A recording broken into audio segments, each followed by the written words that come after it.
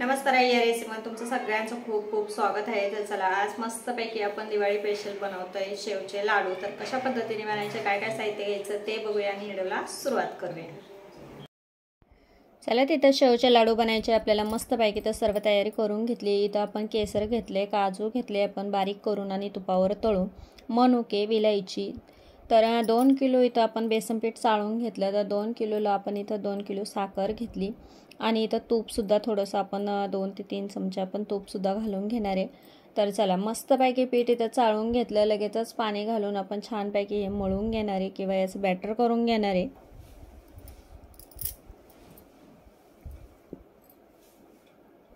तर जास्त घट्ट करायचं नाही, जेणेकरून आपल्याला सैलच पीठ मळायचे बुंदी जेणेकरून शेवसाठी। आणि बुंदी करत असेल तर याच्यापेक्षा जास्त सैल पीठ लागतं। तर बघू शकता असं एकदम सैल पीठ करून घेतलं आणि लगेचच आपण आता शेव करून घेणार आहे।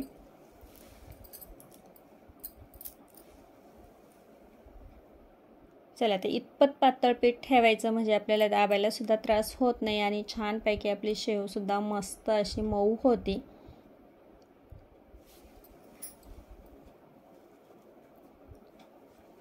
चला तर मस्तपैकी सोऱ्या भरून घेतला, तोपर्यंत तेल सुद्धा छान गरम झालं आणि लगेचच अशा पद्धतीने आणि मोठी थाळीचा वापर करायचा, बारीक थाळीचा वापर करायचा नाही, जेणेकरून बारीक थाळीचा वापर केला तर पटकन शेव लगेच कडक होती आणि मोठ्या जाड थाळीत केला तर ती थोडीशी नरम निघते आणि जास्त कडक करायची नाही। तर आपण थोडीशी नॉर्मल तळून घेणार आहे, जास्त कडक जणे नेहमी शेव करतो तशाप्रमाणे करायची नाही। तर थोडीशी आपल्याला तळून घ्यायची, जेणेकरून आपण दामटा वगैरे करतो त्याच पद्धतीने त्याच्यापेक्षा थोडीशी लूज ठेवायची, म्हणजे छान आपल्याला चुरता येते किंवा मऊ लागते।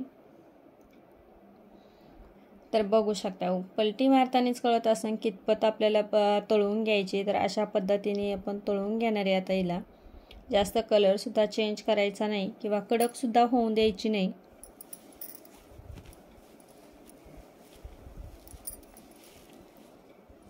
चला तर मस्तपैकी आपल्या आता शेवचा एक येडा तर रेडी झाला आणि जास्त बघू शकता आपण जास्त तळून आणि कडक करून घ्यायची नाही। तर मस्तपैकी आता तो बी येडा झाला। आता दुसरा येडा आपण अशा पद्धतीने करून घेतला आणि छानपैकी तेलने तळून आपण अशा पद्धतीने काढून घ्यायची आणि लगेचच आपण पातेल्यामध्ये ठेवून घेणार आहे।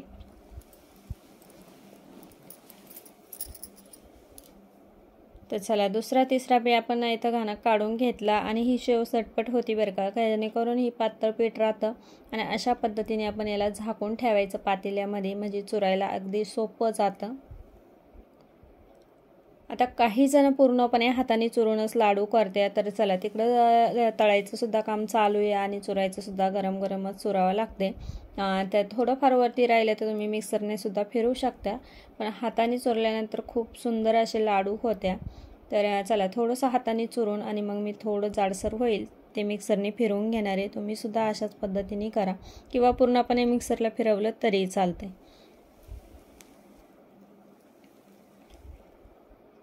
तर बघू शकता काही आपण हाताने चुरवून घेतली आणि थोडं जाडसर होतं ते मिक्सरला फिरवून घेतलं मस्तपैकी आणि छानपैकी आपले आता शेवचे लाडू तयार होणार आहे। तर एक पातेल्यात आपण काढून घेऊ, लगेच पाकसुद्धा करून घेऊ। तर तुम्ही कितपत गोड खात्या त्या पद्धतीने तुम्ही साखरेचा वापर करा, पण 2 किलो पीठ घेतलं, 2 किलोला 2 किलो परफेक्ट माप होतं। तर चला 2 किलो इथं साखर घालून घेतली आणि बुडवून इतकं पाणी घालून घ्यायचं। तुम्ही जर जास्त मोठी शेव ठेवली तर त्याला जास्त पाक लागतो आणि छानपैकी फाईन केली तर त्याला कमी पाक लागतो। तर चला आपण आता बुडवून इतपत आपण पाणी घालून घेतलं आणि मस्त इथं केसरच्या काड्यासुद्धा घालून घेतल्या। तुम्हाला कलर असेल तर जरूर घाला आणि नसन आवडत तर नाही घातले तरी छान लाडू होत्या। तर चला मस्तपैकी आता पाक करून घेणार आहे आपण। तर बघू शकता बराचसा घट्ट झालाय आणि छान असा आपला पाक होत आलाय आता। तर अशा पद्धतीने शेवट तार तुटन अशा पद्धतीचा पाक आपल्याला करून घ्यायचा। तर आपण इथं वाटीमध्ये चेक करून घेणार आहे। तर बघू शकता अशा पद्धतीने घट्ट असा पाक आपला झाला, वाटीत चेक करून घ्यायचा बोटाने आणि परफेक्ट असा पाक तयार झाला तर आपले लाडूसुद्धा सुंदर होते. आपला पाक आता रेडी झाला आहे तर बघू शकता मस्तपैकी एकदम चिकट आणि जेणेकरून आपण पाण्यात चेक केला तरी छानपैकी त्याची गोळी वळायला लागली. तर असा मस्त पाक रेडी झाला आहे. आता जे वाटण करून आपण शेवचं घेतलं ते मोठ्या पातेल्यामध्ये घ्यायचं जेणेकरून आपल्याला हलवायला किंवा जास्त वेळ आपण भिजत ठेवितो त्या पद्धतीने आपण त्याचा वापर करायचा. मोठं भांडं घ्यायचं म्हणजे अशा पद्धतीनं हलवता येतं जेणेकरून इथं जास्त प्रमाणे त्याच्यामुळं मोठंच भांड्याचा वापर करा. ते चला सगळा पाक आपण टाकून घेणार आहे आता याच्यामध्ये आणि छानपैकी मिक्स करून घ्यायचं.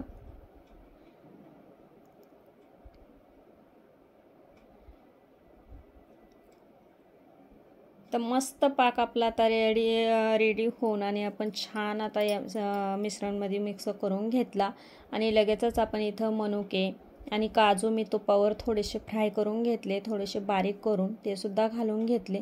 आता सगळं साहित्य मिक्स करून घ्यायचं.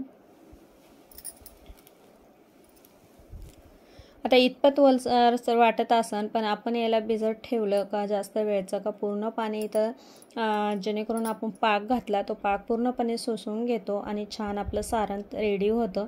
तर चला सगळं मिक्स करून घ्यायचं. लगेचच आपण विलायची सुद्धा घालून घेणार आहे. तुम्ही विलायची पाकामध्ये सुद्धा घालू शकता.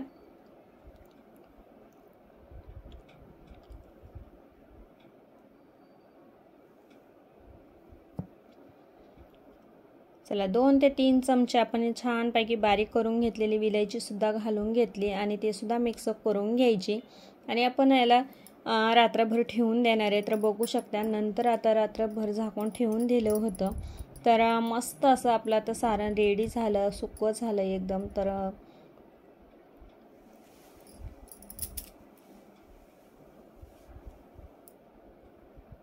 तर मस्त आता लाडू बांधून घेऊ आणि सारण तर बघू शकता किती मस्त असं फुगलं आणि छान असं. तर आपला लाडूसुद्धा किती सुंदर झाला. तर अशाच आपण सर्व लाडू आता करून घेणार आहे.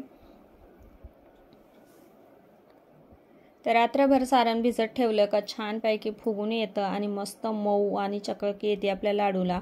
तर तसंच इथं रात्रभर भिजत ठेवलेलं होतं पाकामध्ये आणि सकाळी लाडू बांधले तर खूप सुंदर झाले. तर बघू शकता अशा पद्धतीने.